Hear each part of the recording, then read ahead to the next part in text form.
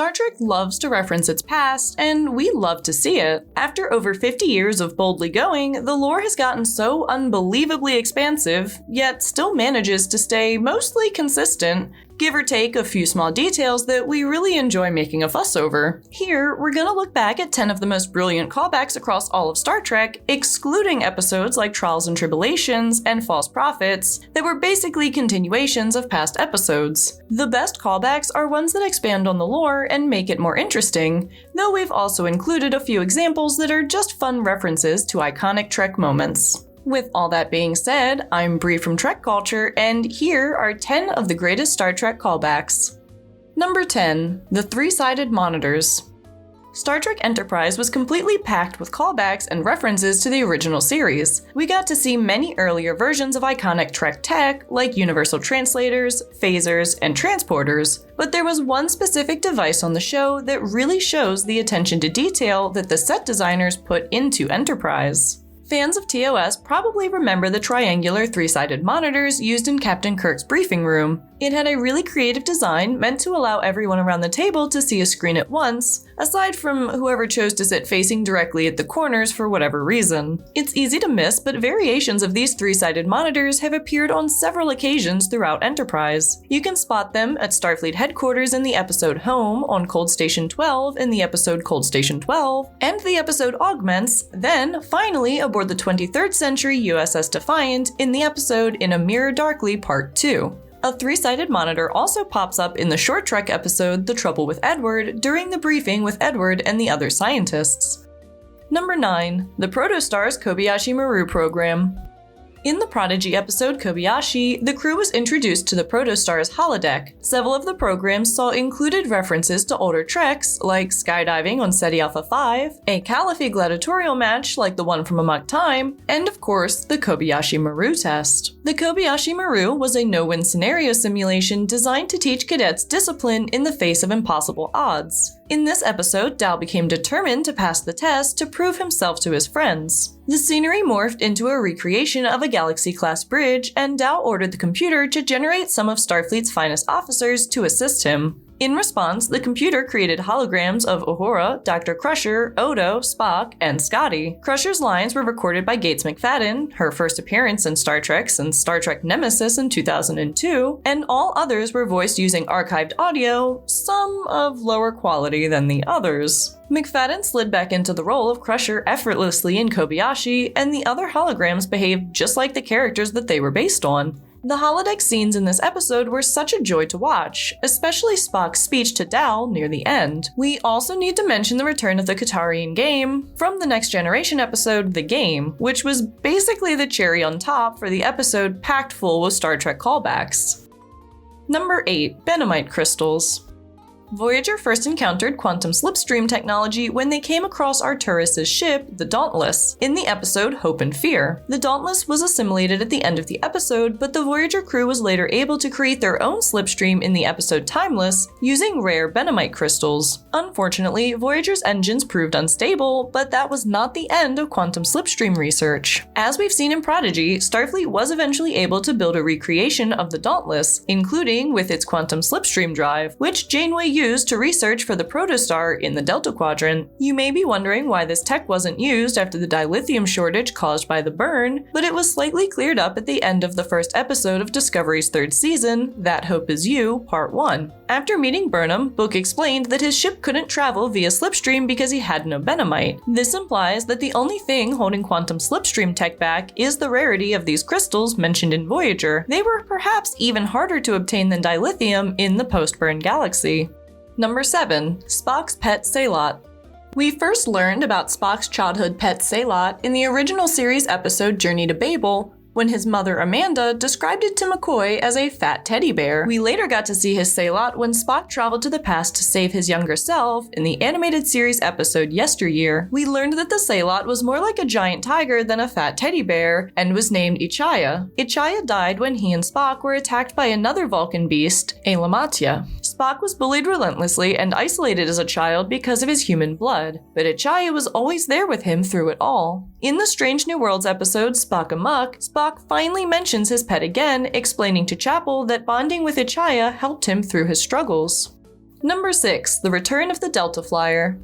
Lower Decks is filled with more callbacks than any other Trek series, from the return of Deep Space Nine and the Breen to continuations of obscure episodes of The Next Generation. Lower Decks fully embraces Trek history. In fact, we could probably do a whole list specifically about Trek references in Lower Decks, so we're just gonna focus on one of the best examples here. Sam Rutherford had his personality completely changed after his memory was wiped and he was forced to have his cybernetic implant installed. In the episode Reflections, Rutherford's implant starts to malfunction, causing his past personality to resurface. The two personalities were forced to fight it out inside a non-physical mindscape in Rutherford's brain. Eventually, they decided to have a race to decide who would become the dominant personality. Rutherford could have made any ship for the race, but he chose to build a reconstruction of one of his favorites, Voyager's custom vehicle, the Delta Flyer. The race itself was a great homage to the Voyager episode Drive, in which the Delta Flyer entered the Antarian Transstellar Rally, a huge interspecies race. Rutherford even created replicas of the racing uniforms from Drive for him and his reconstructed friends. Rutherford clearly loved the design of the Flyer and the story of Starfleet's first race in the Delta Quadrant. Honestly, who doesn't love this ship? Tom Paris, a pilot and a lover of old analog technology, designed the interior and controls to be as comfortable and stylish as possible. Number 5. LORCA'S TRIBBLE. Captain Lorca kept a collection of several rare and valuable items aboard Discovery, along with a pet Tribble that could be seen in his ready room in several episodes of the first season. Some fans were annoyed that the Tribble wasn't causing an infestation like we've seen in other encounters with them, but we learned later in the Short Treks episode Trouble with Edward that Tribbles actually bred pretty slowly prior to Edward getting involved with their genome. Back then, they were completely harmless. Strangely, after Lorca was defeated and left Discovery, his Tribble stopped appearing and we were left wondering what happened to his fuzzy little friend.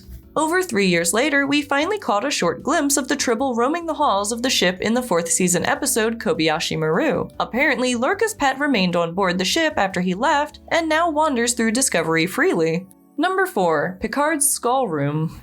Jean-Luc was transported to an alternate timeline in the 2nd season of Star Trek Picard, where he was feared across the galaxy as a ruthless warrior. In the episode Penance, Q showed Picard a trophy room of his counterpart's property filled with artifacts and skulls of his greatest enemies. So many famous Trek villains appeared in this short scene. There were skulls of Grand Nagus Zek, a Borg Sentinel, General Martok, and Gul Dukat. Q also explained how some of them were killed at the hands of the alternate Picard. In this reality, Dukat was executed after injuring Picard and forcing him to transfer into a synthetic body. Martok was killed in combat after a bioengineered virus was used to decimate the Klingon homeworld. And Sarek was decapitated on the steps of the Vulcan Science Academy in front of his wife Amanda and his son Spock. This scene not only shows how evil Picard's counterpart was, but also brought back some iconic Trek characters and taught us a bit about each species' anatomy. Who would have guessed that the Ferengi have ear bones? Number 3. The Mirror Universe First Contact. One of the highlights of Star Trek First Contact was the scene near the end of the film when the Vulcans first landed and introduced themselves to Zefram Cochrane and the rest of humanity. When humanity learned that it was not alone in the universe, they united like never before. Peace spread across the post-war world and began a new era. However, first contact with the Vulcans could have been much worse. At the beginning of the Enterprise episode In a Mirror Darkly, we got to see the Mirror Universe's version of First Contact. Rather than greeting the Vulcan with a handshake, Cochrane reached into his coat, pulled out a gun, and shot the alien dead, which is the most American thing I've ever seen in Star Trek. The humans then boarded the ship and used its advanced technology to quickly dominate the Alpha Quadrant. Footage from First Contact was used brilliantly, along with a few new shots to create this twisted, darker version of one of the most inspiring moments in Trek history. Number 2. The Return of Benny Russell.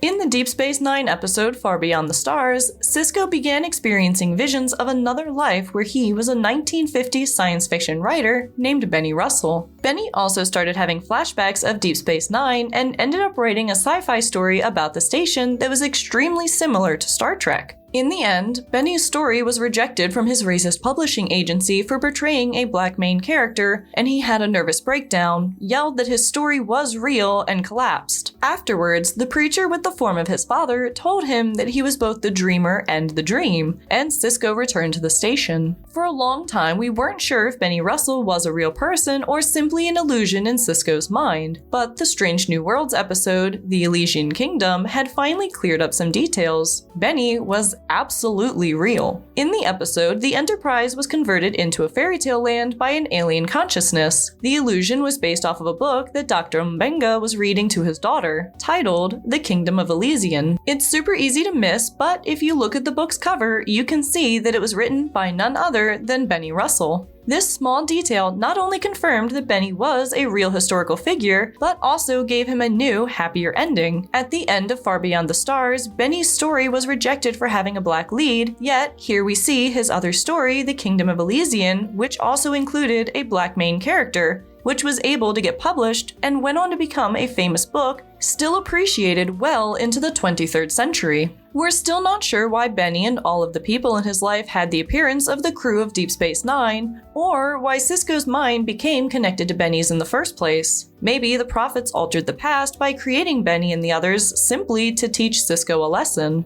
Number 1. The Enterprise's self-destruct codes. The destruction of the original Enterprise in Star Trek III: The Search for Spock was one of the most devastating moments in film history. Watching this iconic ship explode was like watching the death of a beloved character. The terror and regret on the faces of Kirk, Scotty, and Chekhov as they activate the self-destruct sequence made it even more emotional. However, it's interesting to note that this was not the first time that the crew were forced to speak these codes. In fact, the exact same codes were used in the original series episode, Let That Be Your Last Battlefield, but the explosion was cancelled at the last second. In both scenes, the self-destruct sequence was voice-activated and began with the captain confirming their identity, then speaking the command Destruct Sequence 1, Code 11A. Two other high-ranking officers would then need to confirm their identities and activate their second and third codes, 11A2B and 1B2B3. These steps would engage the destruct sequence, requiring only one more command from the captain to activate, Code 000, Destruct 0. And those were 10 of the greatest Star Trek callbacks. If you can think of anything we missed, which I'm sure there's plenty, then go ahead and leave it in the comments section below. If you never want to miss one of our uploads, then go ahead and hit that subscribe button. You can find us on Twitter at Trek Culture and on Instagram at TrekCultureYT. You can also find me on various social medias by searching Trekkie Bree. With all that being said, I hope you all have a great rest of your day, and don't forget to live long and prosper.